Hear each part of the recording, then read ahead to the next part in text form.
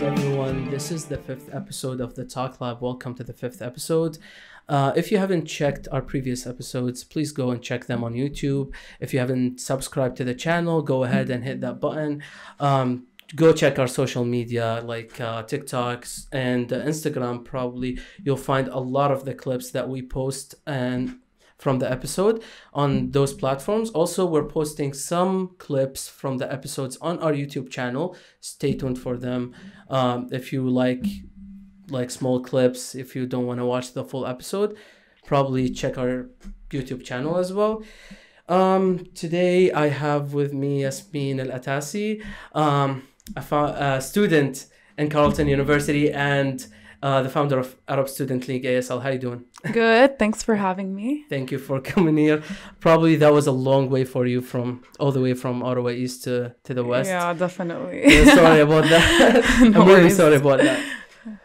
So Yasmin, tell me about what are you studying in Carleton first? So I just finished my undergrad at Carleton. I did comms and media and a minor in political science, and literally just started my master's today this morning. I'm going to be studying political management. It's basically like another format of political science. So yeah. Wow. Wow, that's interesting. Probably you're really excited now to start the year. Yeah, I think so. Because like in your undergrad, you're kind of like forced to take all these courses that you don't really like. But now it's kind of like everything you choose is something that you see yourself doing or studying. So I'm going to be looking forward to that. Interesting. Yeah. You're the founder of Arab Student League, ASL. When was that founded? So it was actually literally 2 years ago, like September 2018. That's when I founded the organization. So it's been like 2 years. Yeah. Interesting. Yeah. It did probably start with a good team. Actually, I've checked the team. Very great team. We're gonna get to talk about them in the podcast now. But you founded the Arab Student League in 2018, right? So what was the idea behind that? I think part of it is because I've always liked campus involvement, but at the same time, I wanted to do something that is kind of oriented towards people that come from the same background as me. And because I wasn't born and raised here, I was born and raised in Jeddah in Saudi Arabia. So coming here as an international student all by myself, there were definitely some challenges that I know a lot of people like myself face.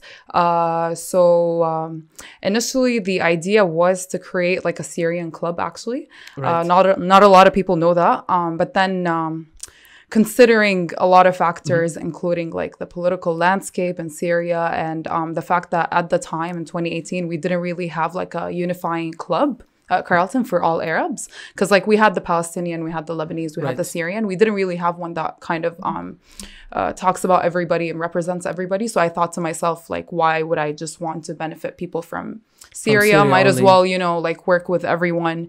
And unite every... I think, like, I definitely think it was a better idea because I know the Syrian one would have had like a lot of more obstacles because it would have definitely like... gotten political and, exactly disagreements would have happened basically. But with that one, it's definitely I can see that happening. Especially that you're doing political sciences as well. You're gonna kill everyone. You're like, you don't agree with me, get the heck out. No, that's not you. Don't worry. Don't worry, it's probably not you. I love the energy that you guys give in ASL. It's very amazing. Your projects, guys, are really outstanding. Like, I've been following that club for the past 2 years, even before I came to Carleton. It's really great. You guys stand out from other clubs. So you started the club. Going again about the start. When you started the club, how was the start? Like, what was the team really big? Did you face any challenges? Of course you did. So I really want to hear about like a little bit about that. So there was definitely some challenges because I wanted to reach out to people that weren't only my friends, like people that I kind of heard of from other people, and I heard that they have like a good work ethic. Right. So a lot of people like they liked the idea, but they weren't on board of like becoming part of the team because, you know, not everyone can make this kind of commitment. Like for me, honestly, like without exaggeration, it feels like a full-time job almost. Like now it's a little better because obviously we have like a bigger team and stuff. But initially, like I remember, and this is gonna sound bad, but I go ahead. I remember like skipping like classes sometimes because I was like busy doing something for ASL, which is really bad. Don't do this. I Don't take my relate. I can highly relate to but this. definitely like doing that kind of helps you organize your time better in the long run. Like eventually that doesn't really happen. So yeah, that was one of the challenges, kind of like managing my time and finding the right people. The other challenge was like the graphics, like coming up with the logo, even the name. I had like 20 names on a Word document. So like eventually I came up with this one, and a lot of people actually thought ASL stood for American Sign Language, which was pretty funny and kind of gave us like more exposure because last year we had like a few non-Arabs come to us and they're like, oh my God, I'm so excited for American Sign Language. I'm like, no, wrong club, but like you can still sign up with us and stuff. So, you know, good marketing strategy, I guess. Definitely. Yeah, like I guess those were the two main things. In terms of ideas, like that summer I spent my time, you know, jotting down ideas and stuff. So that was the part that was actually the easiest because I felt like a lot of the things that we had on campus, like we could have added more to them. Yeah, I guess, yeah, Definitely. that's it. Definitely. Did the team start really big, or was it like only your friends a little bit? Because I know you just mentioned now you didn't want it to be only your friends, but probably you did start by your friends only. So yeah, like what was it? Was it only your friends? It was mainly my friends. I think we were 8 executives at the time. So yeah, we were pretty small, and then from there, it's actually a bit big for a club that just started. Like 8 people is kind of respected, actually. I think it's pretty good. Yeah. Yeah, when you so how did you manage that team first? Like what was it? So the main challenges you said was like time management. I want to dive into it a little bit. So like time management is the main thing that we talk on the podcast about. And I've talked about a lot of people who are really good at it, a lot of people who are really bad at it, myself being really bad at this. Me too. Oh yeah, God. So like I don't know, like I'm like when the time comes, do this and that's it. Like I don't know about you, if you like what's a strategy like that you try to take but probably doesn't work. I mean, in terms of my studies, I wait for the pressure to come and then I start panicking, to be Amazing. honest. That's just the way I work. Like just like everyone else. I guess probably. So. Like I haven't met a person who really starts ahead of time, like ahead of time. Like I've seen a couple of people, but well, like, you know what, they're minorities. So I don't know if I really can talk about time management a lot, but like yeah, I try to get my guests to talk about time management. Yeah. It's funny when they agree with me that they're really bad at it. Yeah. Like I literally haven't had anyone on the podcast yet who are like good at time management, but I've met people who are good at time management. I've seen people who when they get to 30 years old and something, they become better at it, but not really good though. Yeah. So it really gives us a bit of hope, hopefully, that we can a little bit manage our time. Let's talk about also, so we talked about a bit of your start and then the team. So your first event, what was it? It was a meet and greet. We actually had a lot of people. We had like over 60 people show up, which was pretty impressive because at the time I was like, oh my God, like nobody knows about us. And the location, given the location, it was at Dunton Tower, which is not a very popular spot on campus. But we actually had a really nice room, thanks to one of my friends who hooked us up with the room. So, and we mentioned that there's going to be free food and things like that. So I think people were curious. And a lot of them were like first year students who just got to Ottawa and they wanted to meet people. So, you know, being like, I've been in their shoes, and a lot of the friends that I met like initially in first year were actually from like the cultural clubs on campus. So like I kind of wanted to provide that experience for somebody else. Cause like when you're in a big classroom, you're not really going to like go up and talk to people, especially if you're not used to it. Right. Especially in the classrooms. Whereas like in a meet and greet, like I had I had the role of kind of going like, hey, oh my God, like I think you guys are both from the same country, or like I think you guys are in the same program, and leaving them to talk. And it worked. Like so many people actually, because of ASL, became friends in the long run. So that was good. I love that strategy. By the way, did you get many people from it to volunteer with the ASL? Eventually, yeah. It was from... more like one-time visitors, but a lot of them showed up to our next event as well. It was like a trip to a place called Screamers. It's like a haunted house thing in Halloween. We also had a lot of people show up. Like I was pretty surprised because I think one thing, like when you start something, don't have any expectations, and then once things start going, kind of like raise that standard. So that's kind of what I did, and luckily, like it worked out just fine. Yeah. Interesting. Want to talk about Hakawati a little bit as well. Yeah. So amazing event, great one. I've had a lot of people talk about it and tell me about it. Unfortunately, I wasn't there. I really tried to go, and but hey, Yazan was there, so like it's like I was there. So yeah, he really talked about the event and how great it was.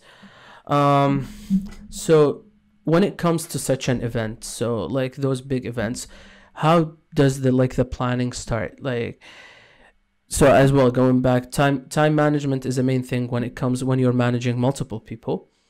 But there's also a lot of stuff behind it, like giving away the rules, making sure that everyone is in line, everyone is on the same page. So tell me first of all, like how was the planning for these events, like, or how do you guys plan like these events? Because you guys like took it from like small events like meet and greet. It wasn't really small, as you said, like it was 60 people. But let's say it's your first event, so you guys took it from what you thought would be a small event to like hosting big events such as Hakawati. So like before I talk about Hakawati, I'm not gonna steal Lean's thunder, because it was her idea. When she joined the ASL, she actually proposed the idea on the first day, and from there I told her that I'm gonna be willing to like sponsor the entire thing, whether financially or like my own time. So the team that worked on Hakawati was not the ASL team. It was like a separate team that Lean kind of like allocated like job and duties to. Amazing. But I was always there, and the resources that the Arab Students League provided kind of helped with that. So like I helped them with like reaching out to people, collecting money, and stuff like that. I think the hardest part was raising funds. That's always the most difficult part. Definitely. In any project, exactly. Yeah. But I think one thing that helped is like not being afraid to like ask the big questions, like because at the time it was kind of like awkward reaching out to like CEOs and big organizations to ask them for like a big amount of money. Exactly. So like my advice to like anybody who's gonna do that is like don't be afraid of doing so, because like you're not the first person who's gonna do that, nor the last. So that definitely was like a big thing in terms of the project. Also like hiring an entire team, because we wanted people other than the ASL team to like join, because that way like Lean could like work with like new people and have like more creative talent within the team. So, and the nice thing about the team is that not all of them were Arabs, which is our whole point. Like we are amazing. Like an Arab cultural club, but we had multiple members who were from different nationalities other than, like an Arab country. So that was like a good thing as well, like a very nice addition to the Arab Students League. And yeah, like honestly, like it turned out to be great. Like again, we didn't really know how big it was going to be, because it did take some time. Like we started talking about it in September, and then it happened in March, like this year. Right. So like that was a long period of time. And Lean at the time was our VP externals, because she was already like responsible for like reaching out to sponsors and stuff like that. Oh God! So she kind of had like a bit of experience in that. Definitely, yeah. Side, yeah. But yeah, she is considered to be the founder of Hakawati, and the Arab Students League mainly helped in terms of marketing the event and the finances of the event. That's amazing. So yeah, like so Hakawati was like done by Lean, and it's actually important for other clubs to feature such events. I know PSA is doing well as well, like when it comes to events and stuff. They are also like they're trying to feature a lot of people from outside the club as well. They're trying to collaborate with like other videographers, other photographers, trying to like get some people talking about videography and photography. That's like my field, so that's how I know about it. But it's also like hands down for you guys. Like you guys are amazing when it comes to this stuff. I've worked with you guys once or twice, I'm not sure. I was like, it was like, to be honest with you, I really like the energy that you guys give out when it comes to events, like from management to the least things to like even after like the whole event is done. You guys stay there, you guys, you know, communicate with everyone in the event. So I like that about the events. Last event that I was in, I believe it was Arab's Got Talent AG. Yeah, you helped us with the photography that day. Yeah, thank you. It was great. It was great. Yeah. The energies, what's amazing about it, like it wasn't only Arabs that were in the exactly. events. Yeah. So you guys took it from, like it's only Arabs that come into events to like, no, everyone can come in. Exactly. And, you know, besides like having fun and, you know, having good food and whatnot, our main goal has always been to like focus on networking.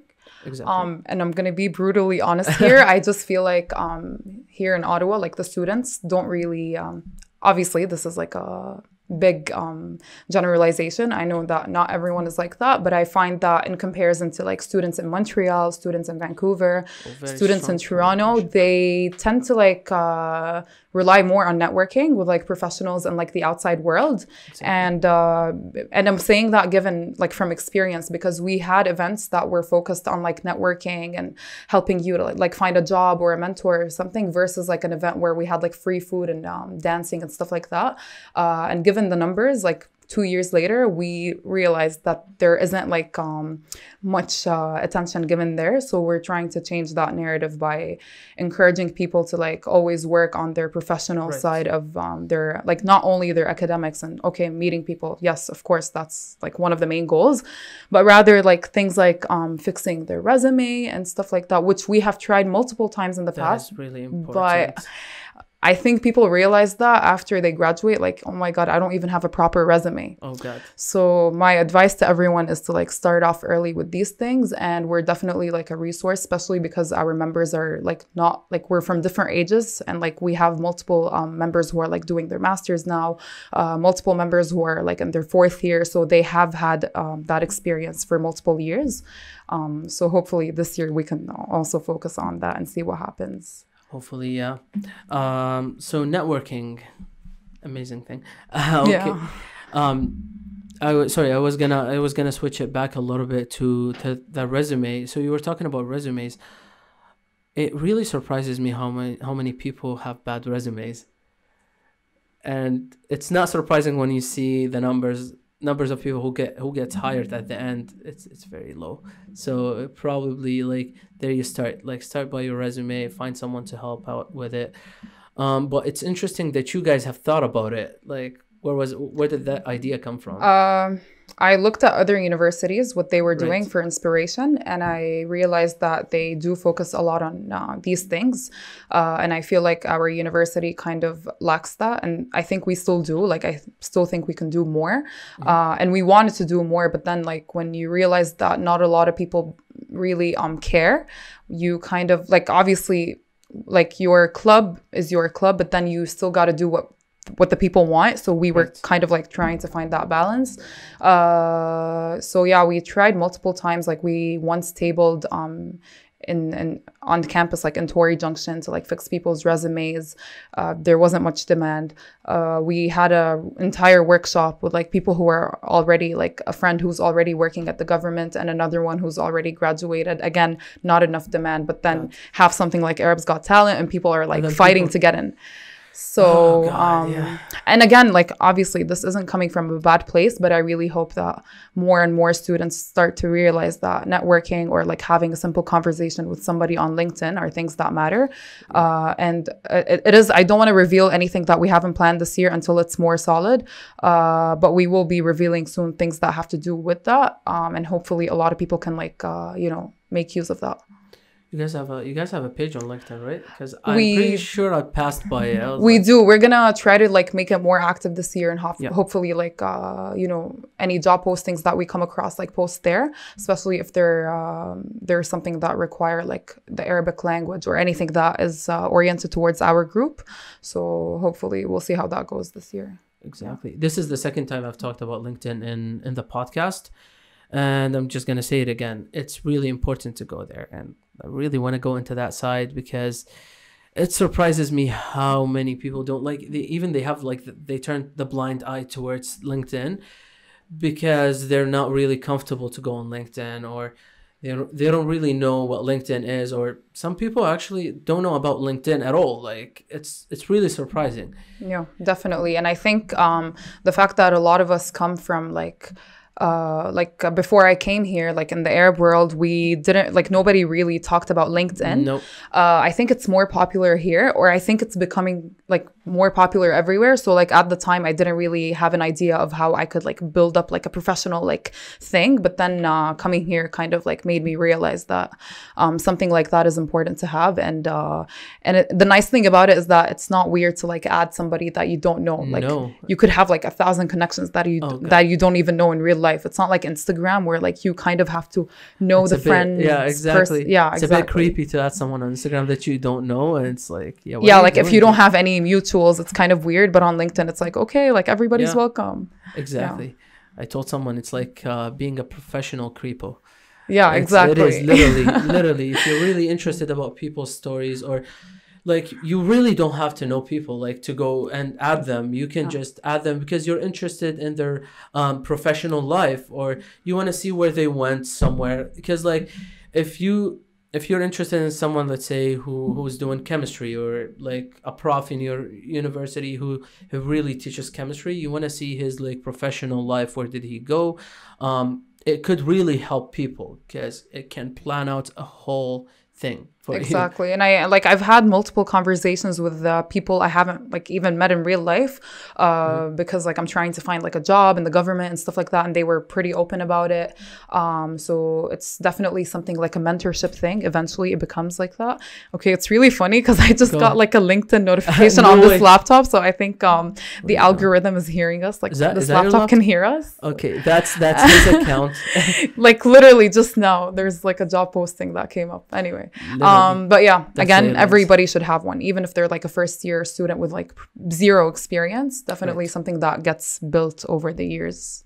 Yeah, exactly. It's really important to have one. Literally, I've met a couple of friends who, oh God, I don't know if I should say this. Okay, so yeah, I was talking to them about getting a professional job, getting an important job, like a bigger job than just working at a coffee shop or something. It's not bad. I'm just talking about like getting really a more important job, like working in a bank, working for like a private company, basically. Those people, like, they're knowledgeable, but when I was talking about LinkedIn, and then I was surprised that they don't have LinkedIn. I was like, what are you actually waiting for? Like, I have no idea, because it takes a couple of minutes to create an account, and then it takes like an hour to like add someone, or just like a couple of people where you have like 50 connections on it. Yeah, literally. So and then go ahead. Yeah, I was just gonna say, if you have a TikTok, then you might as well have a LinkedIn. Like you could do best of both worlds. Like exactly, it's not that hard. Just like get like a professional photo and put it up, and you're good to go. Kind of. Yeah, but I guess people will be on TikTok more. yeah, not wrong. Yeah, exactly. Yeah, and then it's not like they don't have an app on the phone. Like I have it as an app on my phone. I have it on pretty much my laptop and my desktop, and I'm always, even at work, it's nice. Like if I have LinkedIn in front of in comparison to Facebook, I wouldn't get trouble opening LinkedIn, but if I open Facebook at work, I'll get in trouble. Yeah, 100%. Definitely. Yeah. 100%. I've seen people getting in trouble opening Facebook on. Yeah, I guess computers. I would understand why. Yeah, it's like, what are you doing? Yeah. Really creepy, but yeah. So, but resumes as well. We were talking about a bit about resumes. It's also surprising that there's not much demand when you ask someone to fix their resume. Like, if really someone tell me to fix my resume, I'd be really happy to Yeah, show like them. I definitely think there was like other factors, like maybe we had it at a time where like exams were going on That or could things be, like yeah. this, but like you would be surprised given the number of people that showed up, because we like Yeah. I do think that we are one of the popular clubs on campus. So like, you know, there's a certain like kind of like an average number of people that show up every single time, but then there's like a sudden drop when it's like a professional thing. So I'm like, what's going on here? Like, do you guys like not care? Exactly. They don't care about themselves, maybe. Maybe that's why. I think it's just like you take your time for granted. You're like, Basically. you know what? I still have time. Like I have 2 years in school. I'll do this later. So doesn't really make anybody a bad person. It's just like a wake up call that like if you come to our event, something Here's like what that. I think. I'm not sure if you agree with me or not, but it did happen to me a couple of times. I tried to help out a couple of friends, some people that I know, some people that I met with their resumes, and people expect you to create the resume from scratch, and that's a big no. Like I can't really help you create your resume from scratch, but what I can help you is give you the general idea, get you to do something, and then I'll let you know where you messed up, so we can fix it. Yeah, definitely. Yeah, I agree. 'Cause- And Yeah, go ahead. like my resume personally, like it went through like 5 different versions, right? Like every time you ask somebody new and they modify it. So I think it's like a long process to like reach that perfect resume that you're looking for. And like obviously we're not professionals, but at the time we had a member who already was working in recruiting new people in government. So like it was perfect at the time, and we still have that resource, and we're still open to fixing resumes. And even when we uploaded the introduction video this year, Lean indicated that she would like love to help people out, and I know like some people were in touch with her in terms of like fixing resumes and other things. So yeah. Well, hopefully this year, if it happens, hopefully this year, you guys get a lot of demand, especially people who are watching this episode. You know, watch out for these events. They're gonna be amazing. I hope so. I am hoping so as well. What happened with coronavirus now? What happened is that we had 2 great events like in March, and that had to get canceled because of COVID. And Hakawati was like literally around the corner of COVID. Like actually COVID was already a thing, but the urgency of staying at home wasn't there yet. So luckily it was early March. It was literally early March, and like literally a week later everything like shut down. So we got pretty lucky in terms of that. We had another event. It was supposed to be like a party, like a throwback party, and we had like the venue booked and everything. Throwback music party, like Nancy Ajram, that kind of vibe. We also had an event where we were going to collaborate with so there's a girl called Haneen, my friend. She reached out to an organization called Yalla Let's Talk that is based in Toronto, and we were supposed to sponsor their event here in Ottawa, but unfortunately that got canceled as well. We are trying to like make modifications to some of these events to bring them back to life, but nothing is guaranteed, especially that the winter semester is also going to be online. So I received I received the message the other day, and I was like, God damn it. Yeah, I was very disappointed. Yeah. I was really excited to go back in the winter term because I miss university so much. But no, they had to like make it online. Yeah. I think they gave us a choice, which is really stupid, to not take, like, to really go back and forth. So for nothing, like, I don't know. Yeah, that's going to be not confusing. Really worth it. Yeah. Especially if you live in Canada and you're trying to go all the way there, it's like. And I think a lot of people just like went back home to their families. A lot of them. Yeah. So.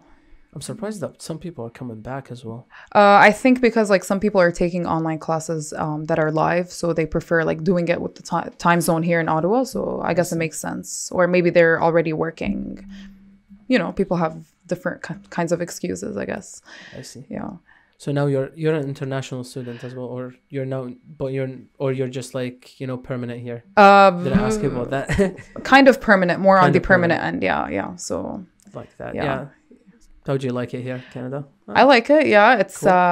Definitely like a different atmosphere. My family still lives in the Middle East, so obviously that's like the hard part, like deciding whether I want to continue like my career here or like go back there. Leaning more towards here, but you never know what happens. Yeah, like I definitely think initially I was actually going to study in the Middle East, so I don't think I regret it. Like coming here was really like an eye opener, and it's nice to see so many Arabs coming from the same place. Like I've randomly bumped into people that lived in Jeddah here, like in Ottawa. So even on campus, like at Carleton. Exactly. A lot of them actually lived in Jeddah, and then they just come in here. A lot of people, yeah. And like I was once on like Snapchat Maps, and like I don't even like, I rarely open it, but that day I decided to do so, and then all of a sudden I find my friend's Bitmoji just walking around in Ottawa. I was like, wait a second. And then she's like, yeah, I just got here and I'm gonna be studying at Carleton. So small world nowadays, really. It is. Yeah. Oh God. Yeah. What was the main difference, like, that you miss, or something that you miss in Saudi? I think the weather, because I lived a big one. yeah, like the city that I lived in is like right next to the Red Sea, so I grew up like seeing the beach a lot and going there. So like being denied of that and like swimming in a beach that is really a lake, not the greatest thing, but definitely every country has its own like advantages and disadvantages. So it's really cold here though. Yeah, I mean, I would like to meet one person that likes the winter and like really enjoys it. You're looking at him. Oh, yikes. Yeah, that's why. Yeah. That's why I sleep in a basement. So because like it's really cold. I really hate my room upstairs. So I'm like, I mean, I think you were also living in Saudi Arabia, if I'm not mistaken. No, I lived in Lebanon. Okay. Well, close enough. I know a bit about Saudi Arabia, because a lot of my friends came from Saudi Arabia, but yeah, mainly in Lebanon, and I grew up in Syria a bit. Like sometimes 6 years actually. 6. Oh wow, okay. Was it 6? Yo, was it? Talk, dude. It's like yup. Yeah, it was 6 years in Syria. It was fun. So you witnessed like the Syrian Lebanese winter, kind of. Yeah, kinda. I left 2 years before the revolution, so. Okay. So that was before the crazy events happened. Yeah. But I kind of like my dad saw it happening. You know, he's like, yeah, it's gonna happen soon. Yeah. Yeah, he's like, a couple of his friends got in trouble a little bit, so he was like, I'm not gonna stay there. And no way. Glad to be alive, I guess. Exactly. Really glad. So yeah, like it was a mix of like Syria, Lebanon, and Canada for the most of it. Yeah. But hey, I miss Syria as well. So there you go. Don't we all? Yeah, like for me, it's been 10 years, so definitely miss it. Yeah. So you've been to it, right? I've been, like, I used to go there in the summer, but that was it. Yeah. I see. Yeah. It's not much of a difference. We're talking about a bit about weather. It's not much of a difference when it comes to Saudi Arabia. Of course, Saudi Arabia is a bit warmer. Oh yeah, it's really hot. Like in fact, we had like an orientation thing in grade 12 where like people from different universities would come, and like I remember people came from UBC, the one in British Columbia, and Lebanon, like different countries. And like this one lady who was like a representative from one of these universities, she was like, raise your hand if the weather plays a role in your choice of countries when it comes to like your education. And I was literally the only person who raised my hand, and she was like, you're a smart person, because a lot of people actually choose a country, and then when they get there, they realize that they really can't handle the weather, and they go back, and like it's actually happened. Interesting. Yeah, like they go to like Europe or like anywhere, like it's freezing Antarctica, and they're like, yeah, like I literally can't do this anymore. So it definitely plays a lot of like it affects your mental health. Exactly. So it really depends on one's personality and stuff like that. But it's I would totally understand why somebody would go back because of the weather. Although like it's just the weather. Like people they underestimate it. Not really. Well, some people do, I guess. Yeah, I know. Yeah, it's like it's really important. It's really an important factor when it comes to choosing a country.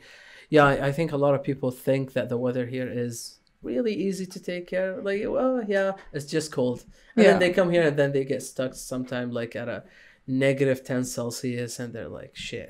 Yeah, like waiting for OC Transpo in the middle of the night when it's late and you're about to get a frostbite is like the worst thing that could happen to anyone. It is. Or funny story, one time one of my windows got stuck down and I couldn't get it up, so I had to drive on the highway. And like with the wind, it feels like -25 Celsius, and it was just freezing in my car. I was like, "Yep, that's the country I chose." So yeah, probably staying here for the rest of my life. and then probably we'll get used to it. Yeah, I think it would have been like 10 times better if we had this kind of weather all year round, but sadly we don't. No, we don't now. But maybe with climate change, things are gonna happen. Yeah, maybe we're the only happy country about it. Maybe. We'll see. Yeah. We'll see, hopefully. Yeah, like I mean, like, yeah, like this year was a bit warm when it came to summer. I mean, it hit, I think more rains. It hit 40 Celsius though. At one point. I'm not sure, but yeah, it felt like Close. 40 Celsius. Yeah. Close a little bit. Yeah. Well, for me personally, 40 Celsius is like nothing because Saudi Arabia used to be 40 Celsius in the summer. So, yeah. I mean, I visited Iraq before because I'm originally from there. And it gets a bit crazy. It gets up to like, and I'm not sure if you heard about Basra. 1 year it got up to 60 Celsius. And there we go. See? And it was like crazy and amazing. It's like people are like, we're dying, but we like it. Yeah, I mean, here in the summer, like I've heard some Montrealers literally pass away because of the weather, like the hot weather. So it really depends on what your like body and immunity is used to. So 60 degrees over there is like, you know, death to like people here in Ottawa. Amazing. But the opposite is true as well. Yeah. God, wow. Yeah. So yeah, it's a bit different. Yeah, definitely. Yeah. I believe one of the main things that's like that's a barrier when it comes to people who just came here, other than the weather, of course. We have a lot of distractions here. Other than the weather, it's the language.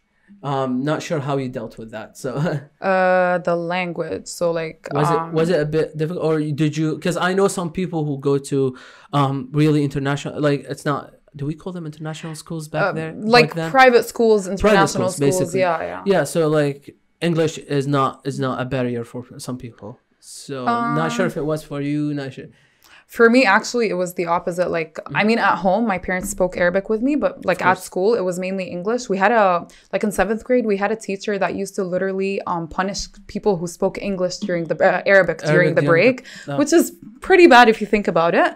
Yeah, don't do it. I guess I see where she's coming from. She just really wanted people to like speak English. And then like when I was like going out with friends on weekends, it was a combination of both.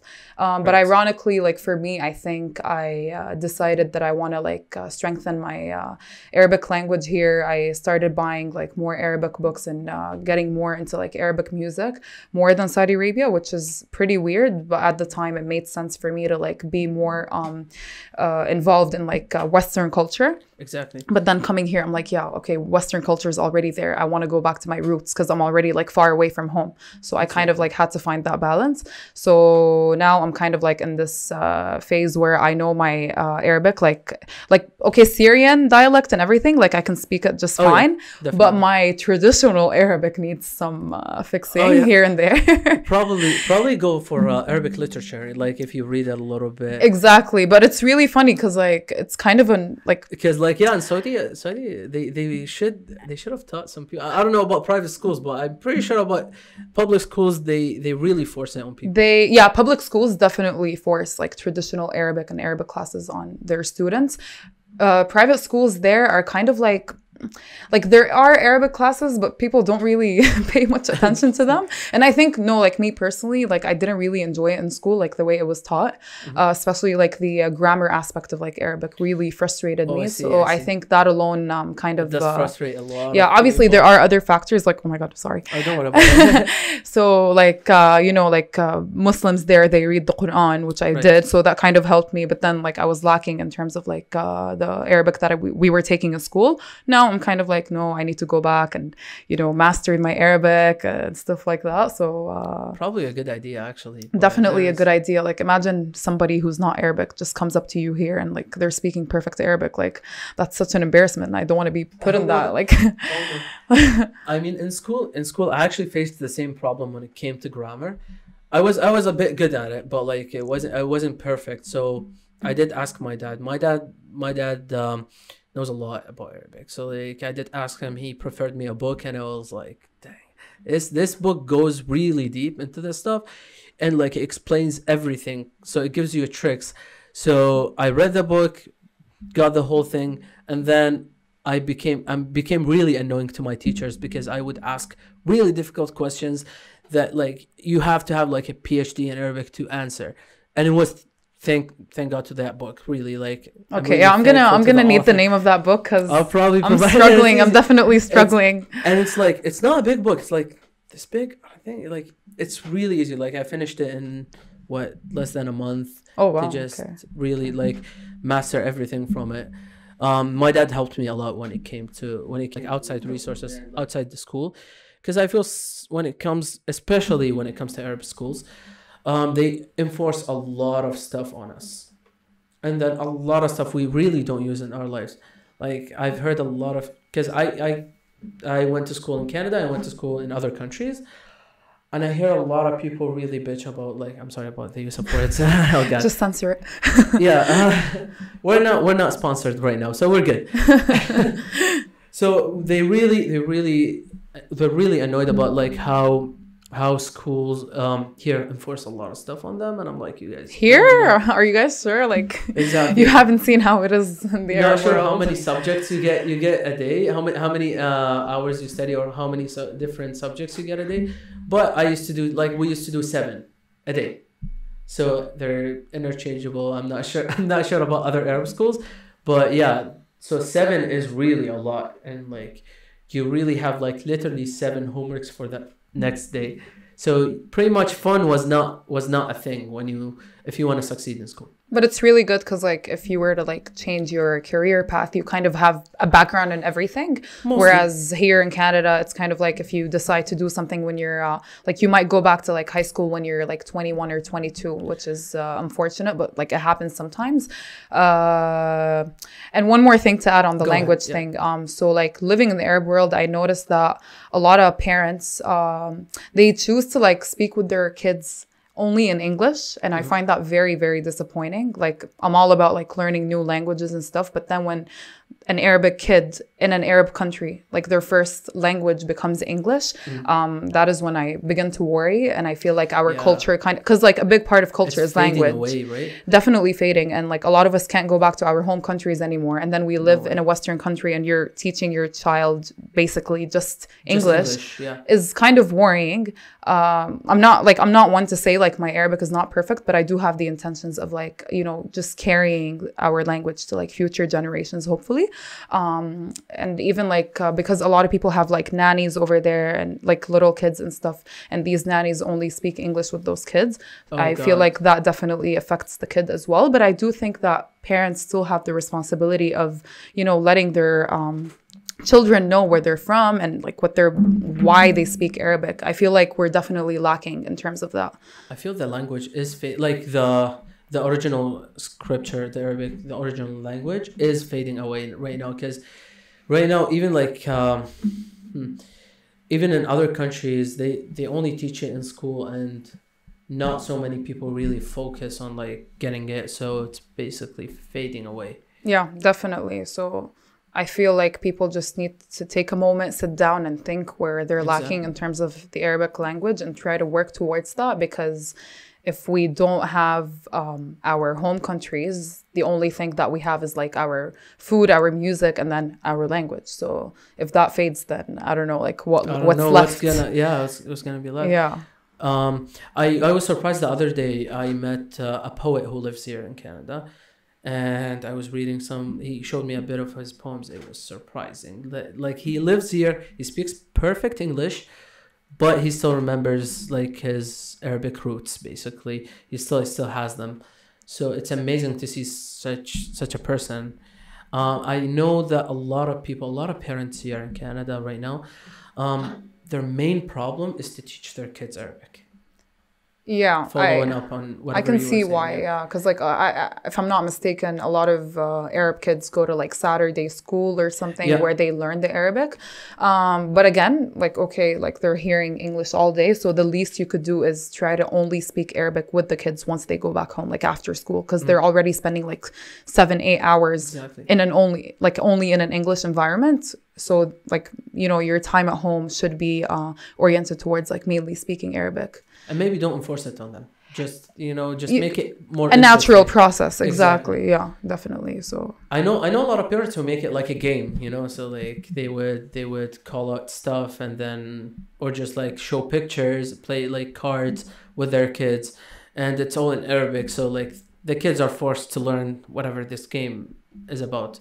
And when they grow up, they just like know Arabic. yeah, there's so many ways to do it. And like, I don't know when, like, speaking bad Arabic became cool. Like, I see it all the time and I'm like, no, it's not cool to like, No, it's not. like, it's the opposite of that. So like, I really don't know where that came from, but I think it's part of it is like the fact that we feel like we owe so much to Western culture. So Exactly. Actually, if you speak bad Arabic and you think it's cool, don't go back to another country. Like, don't go back to those countries because they will butcher you, man. yeah, exactly. Even like things like pronouncing your name. So like for me, not gonna lie, sometimes in Starbucks, like, so my name is Yasmin, but sometimes I say Yasmin just for the ease of it.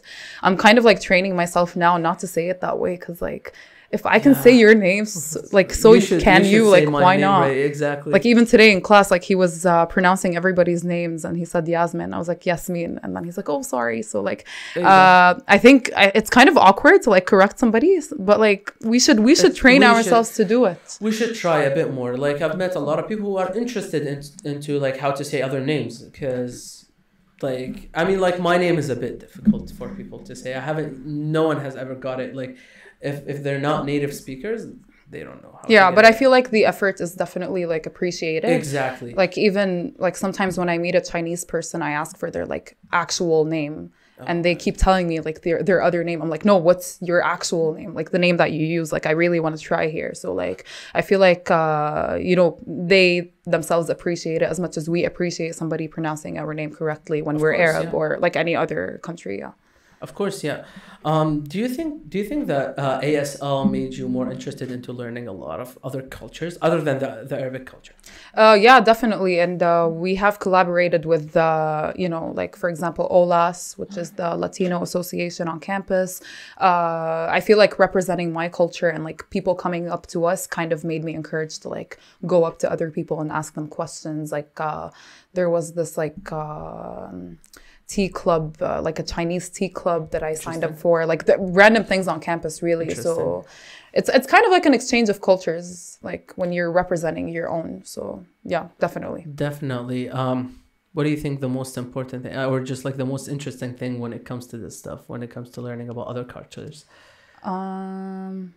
How similar we all are, like literally we're all super similar, but people don't really realize that. So that is why I'm like, why does racism still exist? Like, the big question. But yeah, no, like Latinos, like Africans, like we're all, I mean, especially like sometimes, because like when you're Arab, you could also be African technically, and so many other things. So we're already like combined, exactly, or like we live in the same continent or something, so that automatically makes us similar in a way. I mean, nowadays I think it's nearly impossible to find someone, let's say, purely Iraqi or purely Syrian or purely, like, there's bits and bits and bits, like, yeah, I haven't done my DNA test, but I know like a bit of countries that I could be from.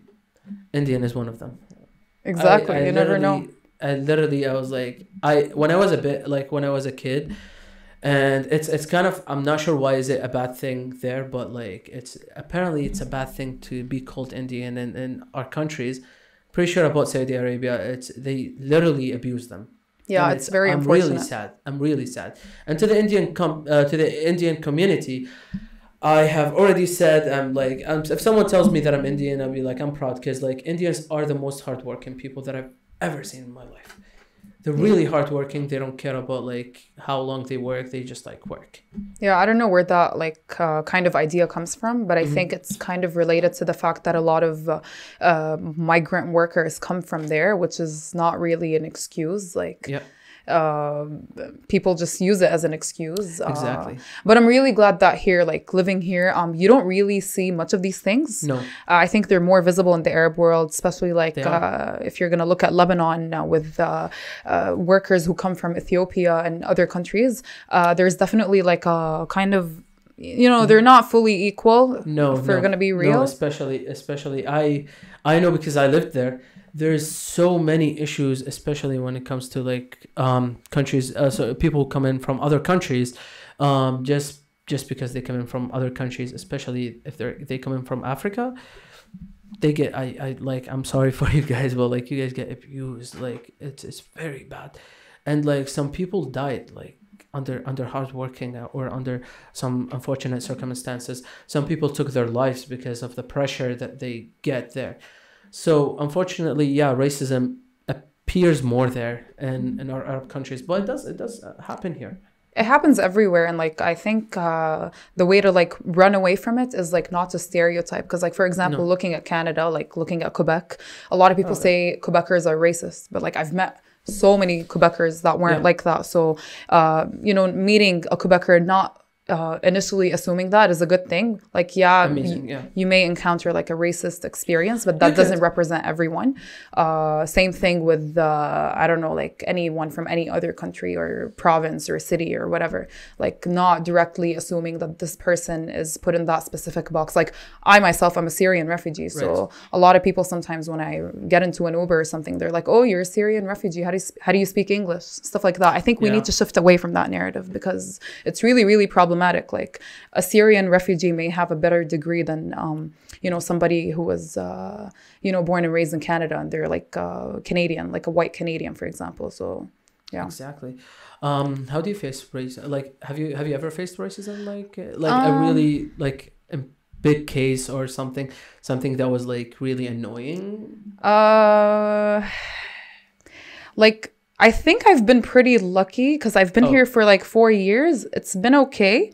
I have had numerous instances where something happened, but I kind of remind myself, it's like a thing I do in my head. Like I practice not to think that the next person is going to be like that, because I think we always worry about things that never happen. Like most of the things you worry about are things that actually never happen. Exactly. Like how often are you going to get that racist slur when you're walking in a mall or something? No, they do happen, and I'm not trying to undermine them, but then again, like I have had some experiences, but I think I utilized them in a way where I kind of took action after they happened. So like don't always assume.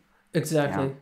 I feel the important thing about this stuff is to take action right off. Like if you're being faced by this problem, or if you see someone like who's being faced by racism or by a racist person, just take action. Exactly. That's the important thing, because like this stuff shouldn't happen, and we shouldn't allow it to happen. Yeah. And it doesn't always have to be like the police. It could be things like your local MP, or it could be like, somebody who works at university. And like we also have like a campus safety team on campus that are kind of like there for you in case, they have these resources in case somebody even says like something racist. You could take legal action. Like if it is. I really like thank people who work or who stand out when it comes to this stuff, and I'm thankful that we have these resources, because it makes other people feel safer. And I believe it happened before where these resources came to play a main role in someone's life, because I haven't been faced by racism. I've heard a lot of stories where it really affected people's lives and affected how they act every day, basically. So it's really important to take action when it comes to this stuff. Just want to share a quick story. I'm not sure if you're willing to like listen to it, but yeah, it's something happened one time where it didn't happen with me, thankfully, but it happened. I used to do some service calls basically, and I organized them, and it was for someone who had an appointment with. I'm not going to mention anything because I don't want to mention any information about it. Well, basically, it was an appointment with a Chinese person. And his name is literally, like, it's Chinese. Like, and the lady on the phone, she was like, I gave her the name, and she was like, does he speak English? And I'm like, okay, yeah, he does speak English, of course. What do you think? It's a company. You speak English, he speaks English, of course. You're meeting with him. And she's like, yeah, but I have a problem with people who have accents. I went to him, I'm like, listen, man, I'm praying for you right now, because you're going to have to deal with her. I can't change the appointment. So you're good. You're stuck with her. And unfortunately, it didn't go very well for him as well. Like, it was a bit like a brutal appointment. It was not very good.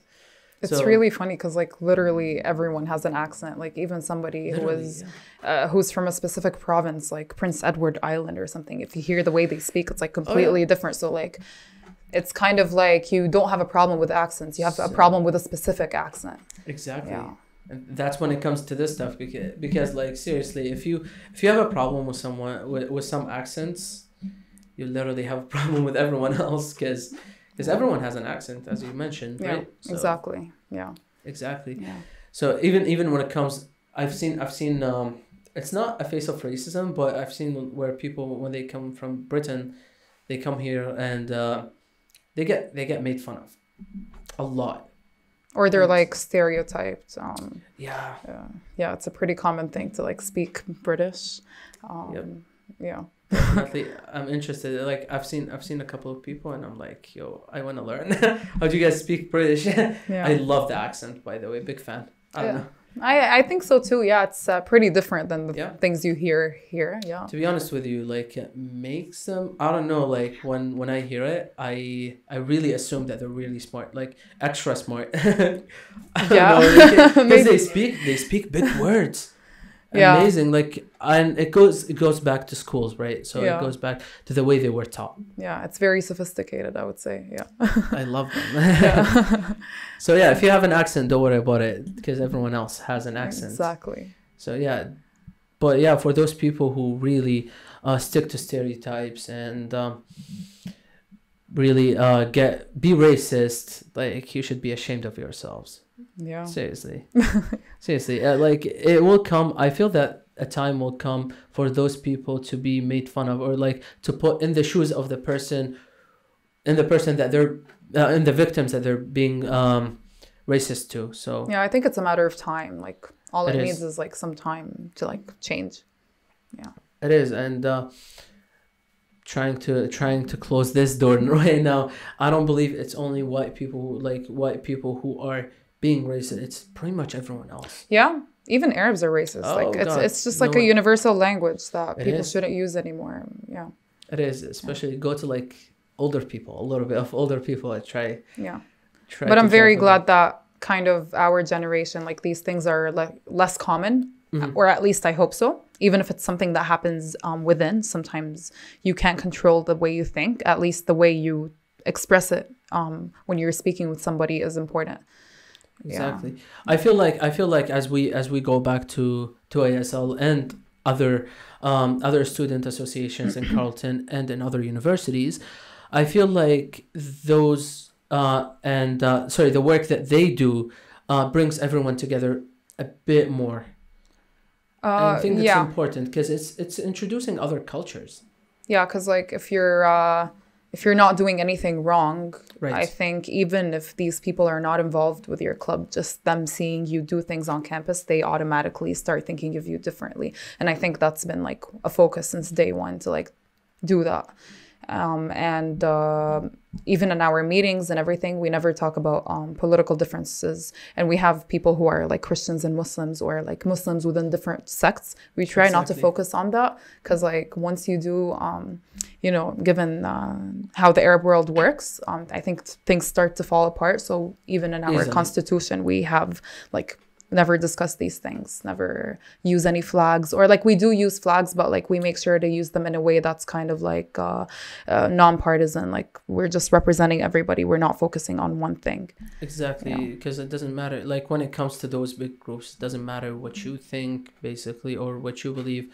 I mean, it does matter in a way, but like when it comes to the point that's hurting someone else, it's really bad. So it's better to back up a little bit when it comes to this stuff. I want to talk a bit about like your journey being like a Syrian refugee a little bit. I know a lot of people have stories about it as well, especially Syrian refugees. Just want to make it a little bit specific about Syrian refugees, because I've seen how things happened in Syria. I've seen people come into Lebanon as refugees. I've seen what they faced basically. And it's really heartbreaking that to see something happens, something as this happened to Syria. Doesn't matter which political sides you take, but like a lot of people got hurt, especially those who had to leave. Yeah. So want to talk a little bit about like your journey a little bit, and then what, or if you know like other friends as well. Yeah, for sure. I think my case is a little different because I'm more of a Syrian refugee from the like political aspect rather than the safety aspect itself. Because like I never lived there, but then again, like the definition of a refugee is basically somebody who doesn't have like a safe home in their home country, or like they can't go back because of political reasons, because of, you know, things like this. So I think this is where I am in that category. Other Syrian refugees are the refugees that fled on boats. Thank God I wasn't one of them. I was born and raised in the Gulf, so like I didn't really have a problem in terms of that. So it's important to recognize that within Syrian refugees, we have different kinds of Syrian refugees. I've actually worked with a Syrian refugee family that came from Al-Azraq camp, which is a refugee camp in Jordan. It's actually one of the biggest refugee camps in the Middle East. They were a family of 8, and I'm actually still in touch with them. Like I speak with them every now and then. I can definitely tell that the transition for them was hard. Like I would have conversations, especially with the dad. I think the father was like, it was really hard for him because like like normally like a child would like meet people at school, but like a father, like he still has to do the work and the mom and everything.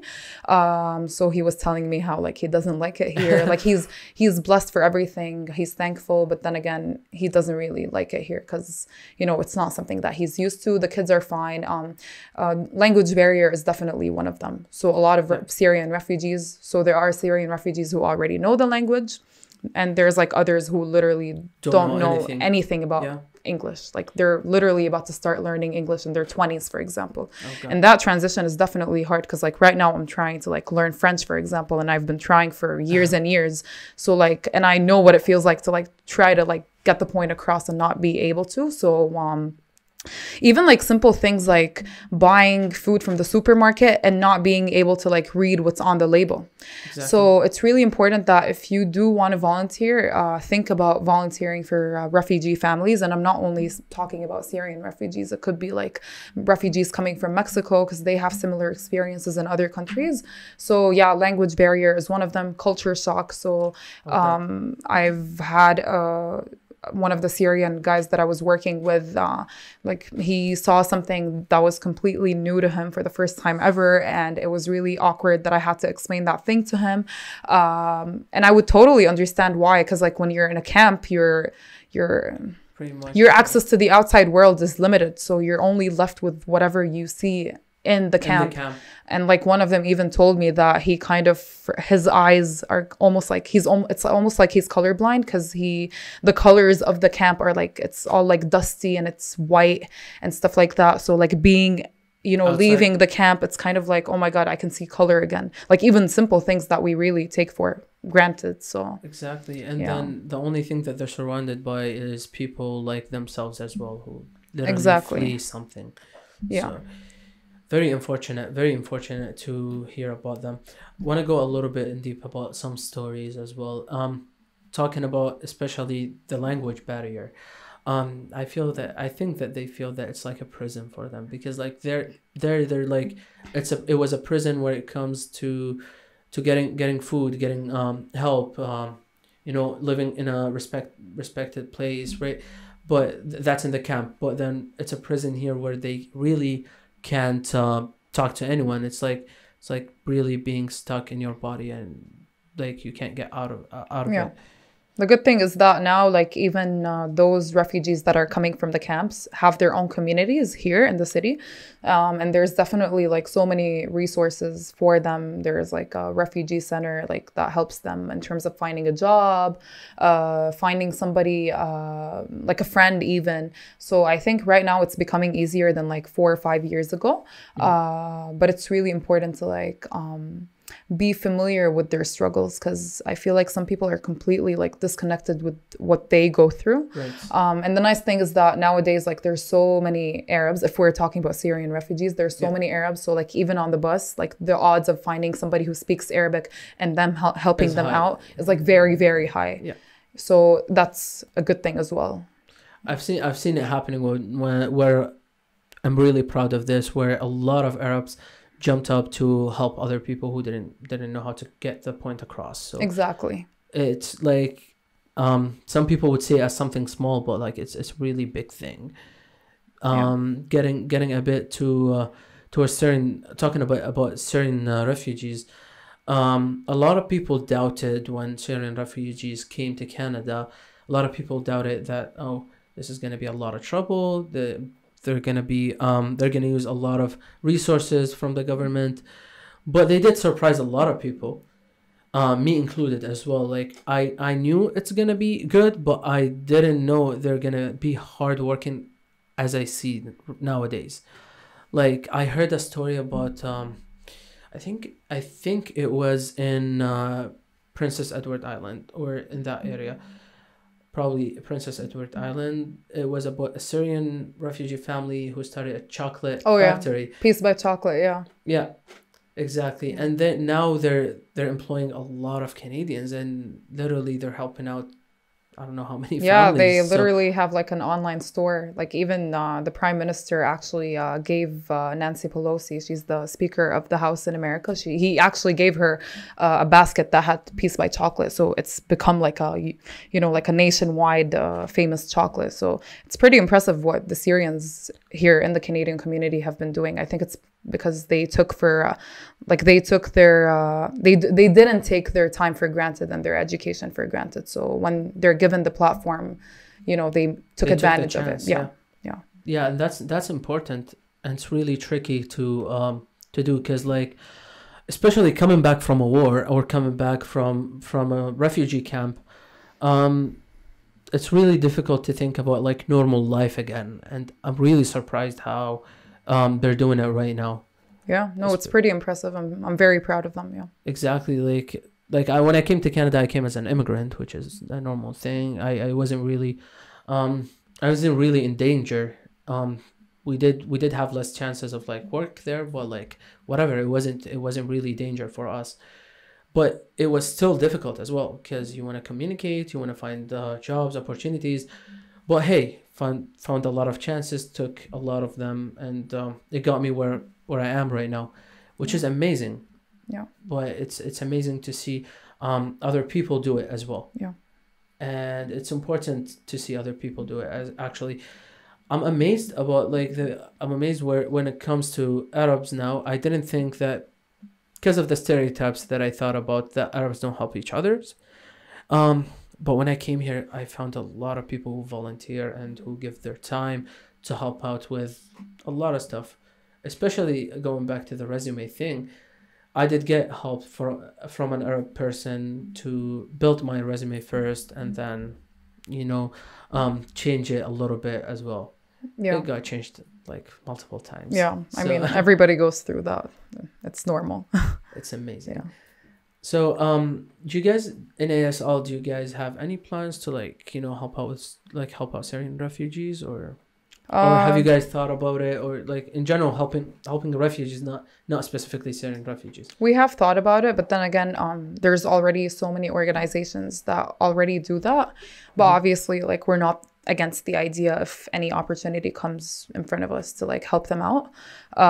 There's like I forgot what it was called. They're located in downtown, and they do so much for the Syrian community. So, and they have more resources than we do. So we're kind of like more involved with helping, for example, a Syrian refugee who just started at Carleton, rather than a Syrian refugee who's like already working or something.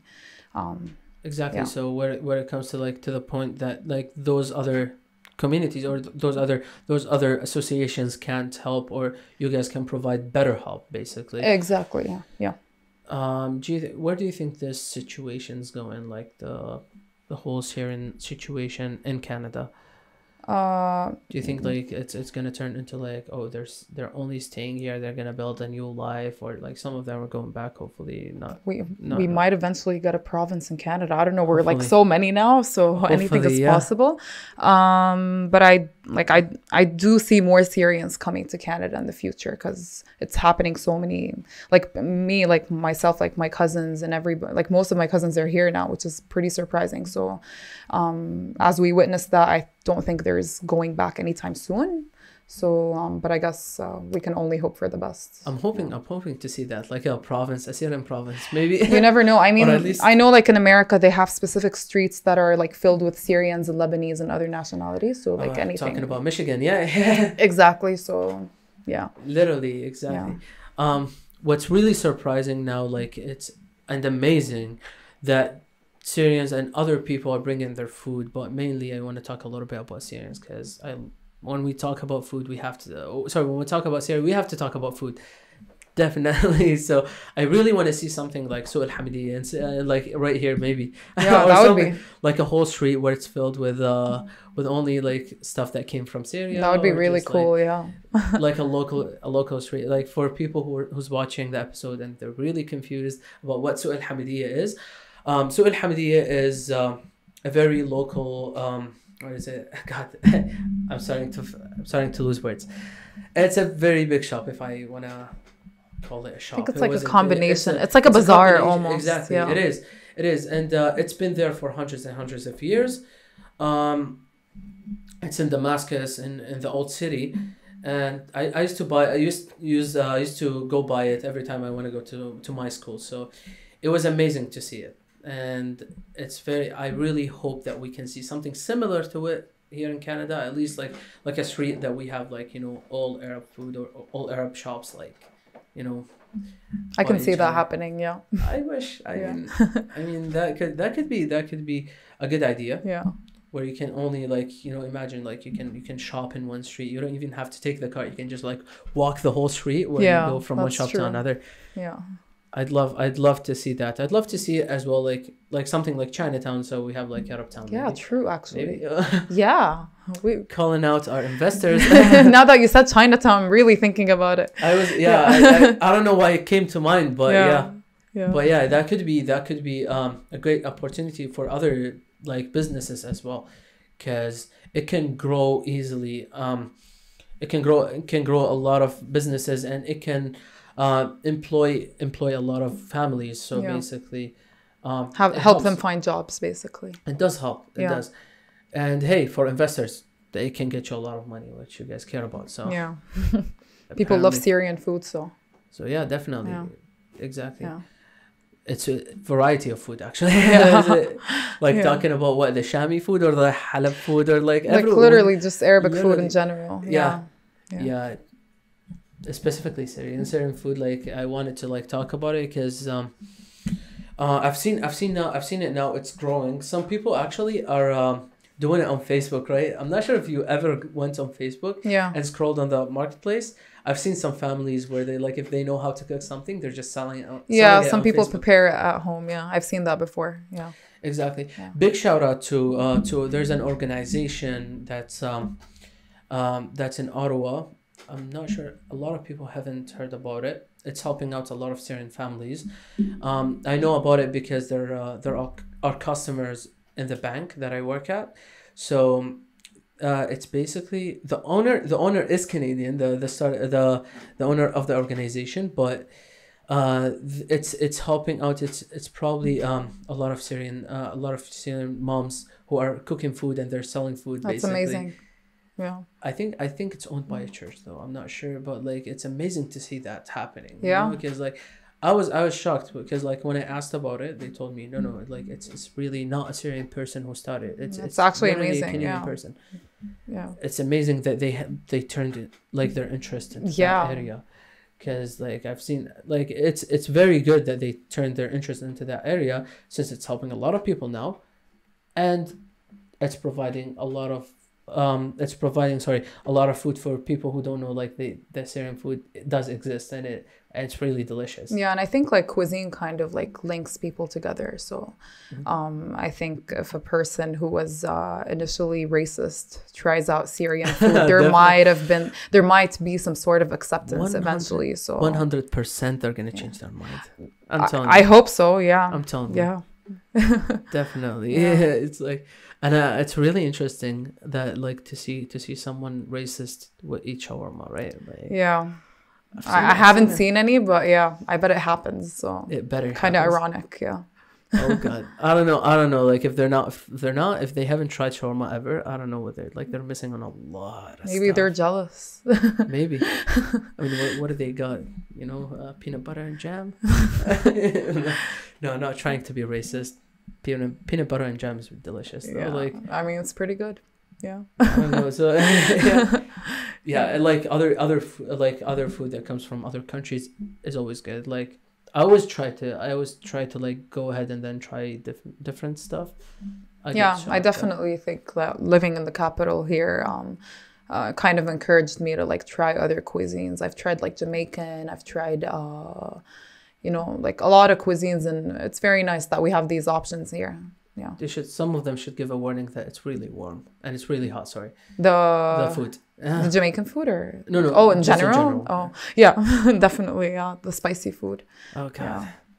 Yeah. So, where do you think ASL is going?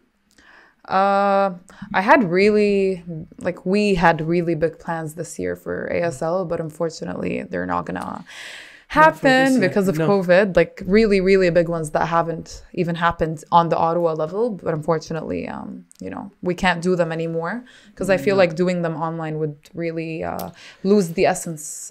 Like it wouldn't be the same. No, it's not the same. Yeah. So where we stand right now is reaching out to a bigger number of people. We already spoke with international students that are still stuck in their home countries trying to come to Canada. So they've been asking us a lot about housing and other things like that. So we're kind of hoping that this year we could focus on like promoting Arabic businesses and giving them the resources, like even like a simple like Facebook group that has like apartments for lease or something could go a long way. And hopefully also like helping them getting to know each other, even if they're not in Canada. Because what I know right now is that even if they get their visa, they're still not allowed to come here unless they have like a lab and thing, like a lab thing to do on campus, then they're not going to be allowed to like come. So it's pretty bad. Although I was disappointed that I didn't get a graduation, like at least I got my first year of university because honestly, it was the best out of the 4 years. So, oh God, yeah, hopefully this all ends soon so they can all come here. Yeah, I'm hoping so. Yeah. God, talking about COVID a little bit as well. Do you guys we're talking about how is it gonna kill the vibe of the event if we make it like online? I think it would. It really depends on the event. The things that we had in mind, like they're the pure essence is having them in person. So that's why we decided that we were going to call them off, but we still have a lot of things planned. Like we don't want to make ourselves feel like just because this is all online we can't do anything. Like there's always a way to work around things. But that didn't stop you guys from doing some stuff like online. Yeah. Especially Ramadan. Like I've seen the fawazir that you guys posted. Exactly, it could be like anything. But I think the things that we're about to do are going to be a little bigger than like fawazir, Ramadan, and those things. But it was nice to initially at the initial stages, at least, like a plan B. Just to a little bit go and then be there as well for people. Yeah. Because I feel like talking about myself and a lot of people, it was very depressing, especially Ramadan, because you expect to be with your friends and stuff. You're not. So exactly, yeah, it was pretty bad during that period. Now it's a little better, especially that things are a little exactly. We can go out, stuff like that. So again, to answer your question, I think we're gonna be focusing a lot on networking and still helping people get to know each other, even if they're not meeting in person, at least initially. So at least online or at least online, yeah, definitely. very important projects. I mean, like I can see it. It would help a lot of people, Yeah. including me as well. Like, I'd be really interested into going into this stuff, because you really want to make your network a little bit bigger. It doesn't matter how big your network is right now. You always want to make it a bit bigger. Exactly. Yeah. You So that's the never know. plan. Yeah. Exactly, because you never know who is gonna help you in the future, Yeah. or who you can help in the future. Exactly. As well. Like one like minor encounter could mean a lot like a year from now. So like always keep these things in mind. Like a simple conversation could go a long way in terms of like networking. Do you think COVID is going anywhere? I think it's going to be with us for a while. I'm not a medical expert, so I have no idea what's going to happen, but like yeah, I don't know. That's really staying. Yeah, like I literally don't even know how to like view the situation anymore. It's pretty weird. But yeah, as long as we can still study and do the things that we're supposed to, then I guess it's okay. Exactly. Yeah. You're one of some people who really agree with me on like COVID is not going anywhere. It's like I really can't lie to myself, but it's not. Yeah. It's not. I don't see it going anywhere Yeah, unless a miracle happen. Unless we get a vaccine, but even then, like who knows? Exactly. Who Yeah. knows? We'll see. Well, I'm hoping, like I've read a lot of articles lately about like people about like other countries trying vaccines, but we really don't know about it. But even so, like even if it really comes back to normal, I feel that people will always remember it at least. Yeah, definitely. Like it changed everything. God. Yeah. Imagine if after vaccines and everything, people would still wear masks everywhere, like just in case. I have a feeling we will be wearing them for at least like 2 years. At least that's what the chief the officer of Canada, I forgot what her name was. She kind of said that. She implied that we're still going to be wearing the masks even if we get a vaccine. So, sometimes it comes in handy when, we don't have our makeup on or whatever you want. Oh yeah, definitely. Yeah, so definitely. yeah. Or when you don't want people to see you, just like throw in like the mask and then like, and sunglasses. Yeah, exactly. I've done that before. I'm guilty of doing that. I do it most of the time. Exactly. There we go. Yeah. Because like, yeah, I don't really like if I have like such a bad like hair day, which is mostly every day. So like, yeah. Exactly. Yeah. Exactly. So yeah, it could actually happen where we wear masks for some time. Do you think we're going a bit to the lean side of like, of like meeting with each other, or just like, having like a bigger group of people in one place? To be honest, no. No. Obviously I've gone to patios and I've gone like out of the province and everything, but I'm still like keeping in mind that me going out with my friends is still technically me putting myself under the risk. But then again, you're kind of like trying to find that balance between your own mental health and going out, because like there is no way you could handle like not seeing anyone. Like you'll go crazy. Exactly. So it's kind of like, oh, the odds of me getting COVID from this person are unlikely because I see this person every day. But then like if I stay at home, my mental health affects my immunity. So if you think about it, both are pretty bad. So, but I don't think that like, I think the reason that now it's a little better, it's because of the economy. And I don't think it's because of the situation, because looking back, nothing changed. Yes, like we know how to deal with it better. Like there's like social distancing and stuff, but like not gonna lie, like even when I'm going out with friends, I'm kind of finding it hard to like actually socially distance, especially that not a lot of people were actually paranoid. I was more on the paranoid end. So yeah, I was like one of those annoying, extra cautious ones. But now like even me, like I'm kind of like being in places where I am putting myself under the risk. But I guess like everybody else is at this point. So, but pretty much everyone else. The situation hasn't changed. People are just trying to convince themselves that it has. Yeah. It's like... Yeah, people are trying really badly to convince themselves, or just to give some hope, a little bit of hope. Yeah, I believe exactly. That. Yeah. Talking about mental wellness a little bit. What are the projects that you guys have done, or what are the resources that you guys have provided for like Carleton students, or like mostly like, because like it's ASL Arab Student League, so Arab students, when it comes to because like university is stressful for a lot of people. So what are the resources that you guys have done or have made for other people? We had a paint night in the past that was focused mainly around mental health. It was a collaboration with other university clubs. So at the beginning of the event, we kind of like talked about mental health, and we gave out some flyers that had to do with the resources that are like available on campus. And we were supposed to have like other things, but again, COVID kind of stopped that. But we always remind people that we're a resource to, like, you know, in case you were going through anything mentally. And we've actually had, obviously it's all confidential, so we have had somebody who was struggling on the mental health side, so we kind of like helped them. So again, like, even if you don't know us, like, feel free to like reach out to us and talk to us. Like, again, at the end of the day, I understand that it's hard to understand that it's fully confidential, because, you know, people talk, but it is. And I guess that's the least we could do in terms of that. Yeah. It's amazing that you guys are taking that responsibility as well, because it is like a lot of people go through really terrible stuff. Exactly, yeah. And like, again, like the anxiety of being away from home is one of them, and we're all facing that. So yeah. Especially that COVID now is a big thing. Yeah, like who actually imagined, like, really, like, life was really normal before that, and then no one would actually see it coming. God.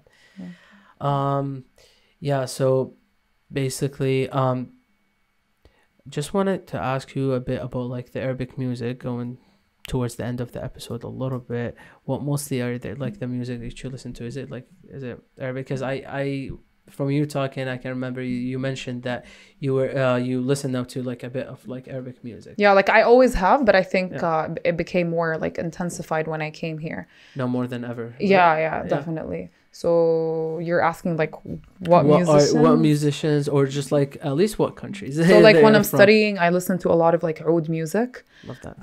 Like instrumentals that you could find literally on Spotify or anywhere else. And then I listen to like, you know, the classics like Amr Diab, those people. And then in the morning, or actually whenever I wake up, like even if it's like 1 p.m., it's always like Fairuz.